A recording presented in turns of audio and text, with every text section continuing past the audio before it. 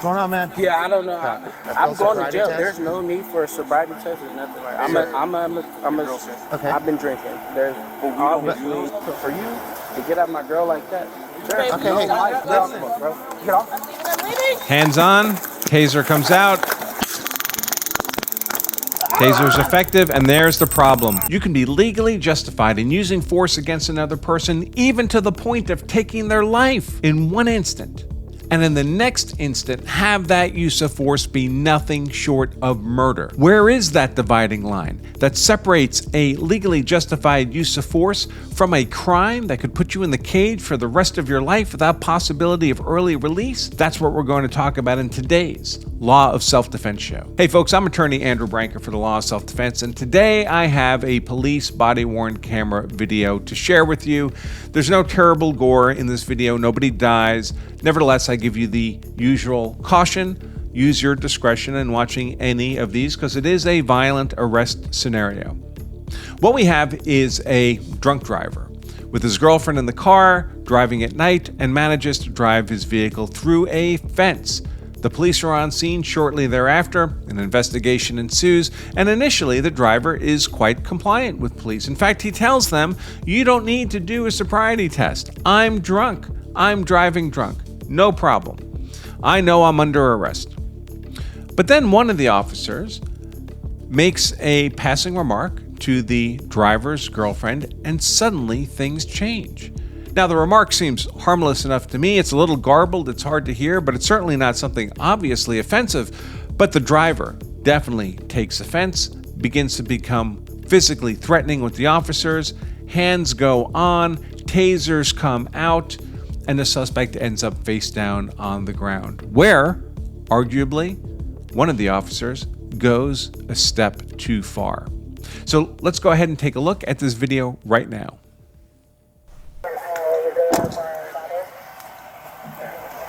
What's going on, man? How you doing? Good, good. Yeah, I don't know. All right, I'll see you when you get down. So what happened? I tried to take. This is the drunk driver, of course. Honestly, for a short way to go down here, but honestly, this road, I swear. This is the body-worn camera of the officer who fires the taser. With you, okay? I'm gonna be transparent with you, okay? Right. All right. Just because due to the condition that the car went through the fence and stuff, and you did say you had been drinking, Right. okay, I'm gonna have I'm going to jail. Test. There's no need for a sobriety test or nothing like that. I'm a. Yeah. Just wait right here, okay? So look, they're gonna do their test, okay? But That I just officer in the wanted not to background waste your is the guys' one time. There's who no may need go a for step that. too far. I'm drunk. Okay. I've been drinking. There's obviously. A licensed driver to drive the car, right? Not necessarily. You really And here things go sideways. so That's not even crazy. For you to get at my girl like that. There's Okay, no hey, life. hey, give me a minute. Hey, Stop! hey, Bro, listen, bro. Get off. I'm leaving! Hands on, taser comes out. Taser's effective, and there's the problem. it's okay. We got him. We got him. Okay. Place your hands behind Those your last few kicks at the end. back, or you're gonna get another tase. Listen. Now, much of the use of force here was lawful by the police. The police are allowed to use force for particular reasons, legally justified to do so, in defense of themselves, in defense of other innocent people, and to compel compliance with lawful orders and arrest. When this drunk driver comes off the front of that police vehicle, where I'm sure he's been told to stay, and he's clearly having his anger spooling up, and then he goes hands-on with those officers, the officers are allowed to use at least non-deadly force to compel his compliance with their instructions, their detention, and ultimately their arrest for the drunk driving offense.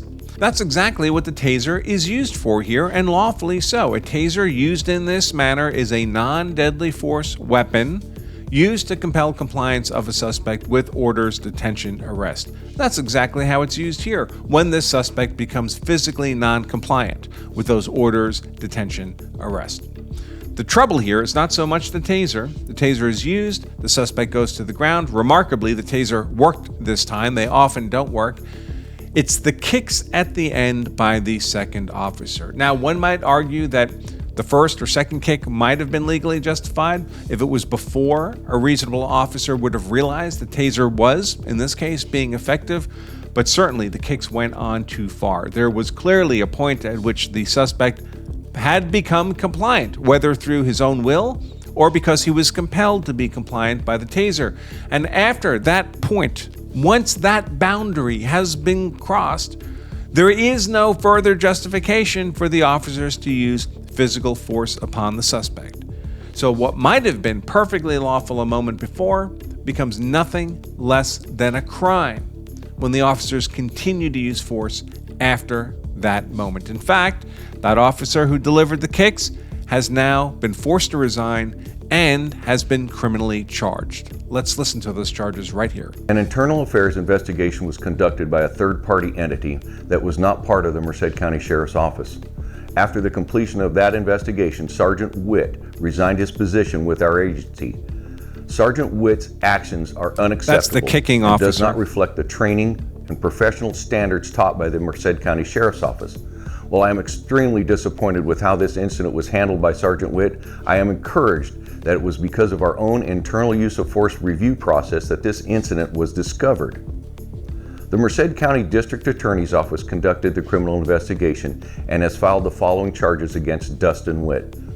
Penal Code Section 149, which is battery by a peace officer. Penal Code Section 245A, parent 4, is assault likely to cause great bodily injury and enhancement for both crimes causing great bodily injury.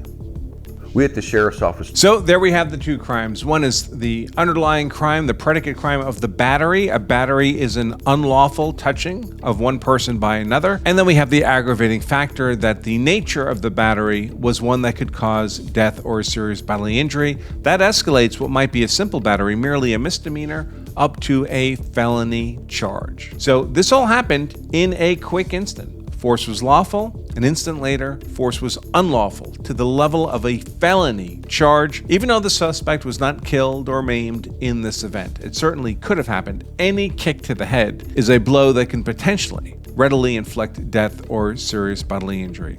Do you know where those legal boundaries are? Are you prepared? Do you consider yourself prepared to use force in defense of yourself, your family, your property? Because if you don't know where those legal boundaries are, like this officer, in instance, mistake in decision-making could change what would have been a perfectly lawful use of force in defense of yourself, your family, your property into a felony crime. And if that other person dies, into murder and life in prison without possibility of early release. Make sure you know where the legal boundaries actually are, not just where you think they are, not what somebody told you on the internet, because courts don't care about your internet law. They don't care where you thought, in good faith, the legal boundaries were. Courts only care about where the legal boundaries actually are. Learn where the legal boundaries actually are by getting a free copy of our best-selling book, The Law of Self-Defense Principles. You can check it out on Amazon, lots of reviews, but don't buy it on Amazon. They'll charge you for the book and charge you shipping and handling. We only ask that you cover the